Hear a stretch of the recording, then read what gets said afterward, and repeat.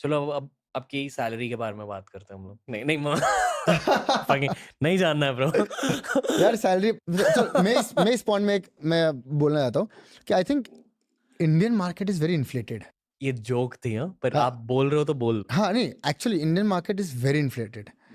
जो सैलरी आप सुनोगे तो आप हिल जाओगे. चलो आपको मैं आपसे पूछता हूँ, आप बताइए एक ई स्पोर्ट प्लेयर अच्छा जो किसी ऑर्ग में साइंड ए कॉन्ट्रैक्ट के अंडर है कितना कमाता होगा साल में मंथली सैलरी बेसिस? साल में आई वुड अज्यूम 2 से 3 करोड़ की सैलरी होती होगी। आप मंथली बताइए, मैं आपको उसका एक मंथ में एक प्लेयर कितना कमा लेता? 20-25 लाख। Too much. आ, सिर्फ सैलरी एक, अगर आप एक ऑर्ग हो, मैं एक प्लेयर हूँ, आपने मुझे साइन किया अच्छा ब्रांड डील्स के बिना? ब्रांड डील्स के बिना, जस्ट एक सैलरी. जैसे एक आदमी जॉब जा रहा है, उसको अगर 60,000 की जॉब पे है, 3 lakh. The base salary start from 1 lakh. 1 lakh से एक प्लेयर की सैलरी स्टार्ट होती है. It goes up to 3 lakh. 3 से 4 वो डिपेंड करता है कि वो प्लेयर कितना बड़ा है. और अब ऐसा हो गया है कि एवरी प्लेयर डिमांड्स दैट. मतलब हमने जब स्टार्ट किया हमारी सैलरी थी ही नहीं. मैंने 5,000 रुपए की सैलरी स्टार्ट हुई थी. आज के डेट में एक नया बंदा जो आता है वो बोलता है भाई हमें 1 लाख रुपए चाहिए. And that's what killing the system. क्यों? क्योंकि यार जो लोग प्रो कमा रहे हैं उन लोग इतने साल से है, इसलिए उनको पैसा मिल रहा है. आप सीन में एंटर करते ही आप 1 लाख रुपए मांग रहे हो, कौन देगा आप? कि मतलब पहली बात तो गारंटी क्या है कि आप वो 1 लाख, जो अगर आपको मैं 1 लाख रुपए दे रहा हूँ, मैं 12 महीने में आपको कितना दे रहा हूँ? 12।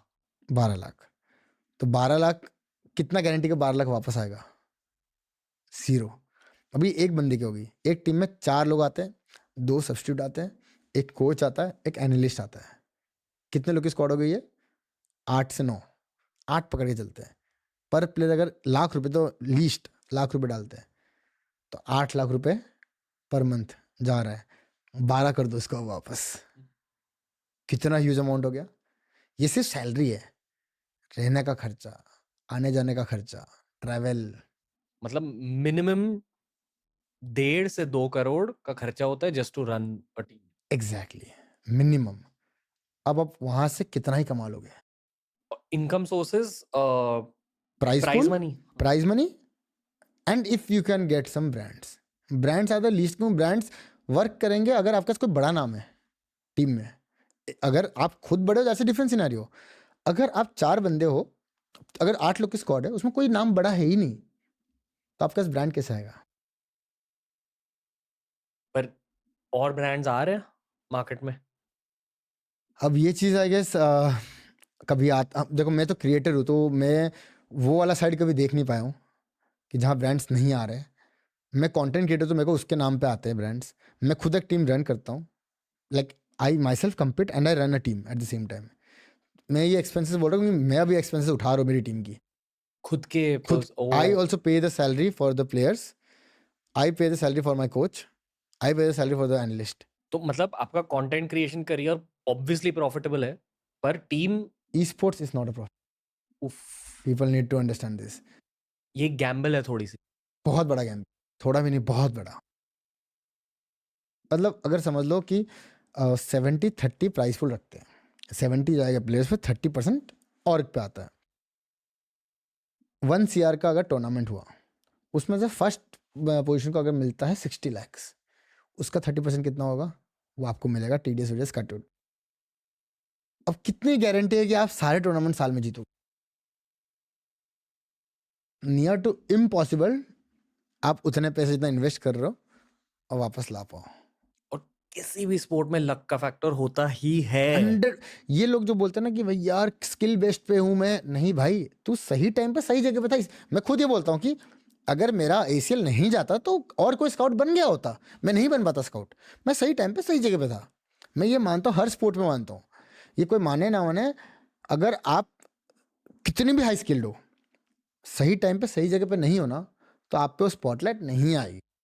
तो टेक्निकली आप पैशन की वजह से ई स्पोर्ट्स टीम को रन कर रहे हो, ई स्पोर्ट्स की पैशन की वजह. यस. पर यू आर होपफुल कि पैसे बढ़ेंगे विद टाइम. या एंड मेनली एक प्रिडिक्टेबल चीज है ब्रांड मनी. तो यू आर प्रेडिक्टिंग दैट शायद ब्रांड मनी बहुत ज्यादा बढ़ेगा with time for e sports. Yes मैं वही सोचता हूँ कि ब्रांड्स और आए मार्केट में जो ई स्पोर्ट्स टीम्स पे पैसे लगाएं, तब जाके वो चीज़ इजी होगा एक और रन करने के लिए। अगर आप बाहर देखते हो, बाहर की कोई भी ई स्पोर्ट इंडस्ट्री में, I think counter strike and all जो सो गेम्स बाहर चलते हैं, वहाँ पे ब्रांड्स बहुत है, not just content creators but e sports के लिए। और आज के डेट में अभी इंडिया से ग्रोइंग स्पोर्ट, इंडिया में गेमिंग जस्ट बढ़ रही है, ई स्पोर्ट्स बढ़ रही है, अभी टाइम है। तो वही मैं बोल रहा हूँ कि अभी ब्रांड्स आएंगे इंडिया में। अभी 10% ही गेमिंग हुई है, अभी इंडिया ने गेमिंग देखी नहीं है क्या है। गेमिंग अगले 3 से 4 साल में आई गेस म्यूजिक और मूवी इंडस्ट्री कंबाइंड उनसे ज़्यादा कमाएगा। ओके, ये भी हर गेमिंग वीडियो में कहा जाता है कि म्यूजिक और मूवी इंडस्ट्री से ज्यादा, पर लोग अक्सर गेमिंग पब्लिशर्स को भी इंक्लूड कर रहे हैं। यस आप कह रहे हो कि सिर्फ ई स्पोर्ट्स के through that will overtake? No, esports and content ये दोनों मिला के गेमिंग में।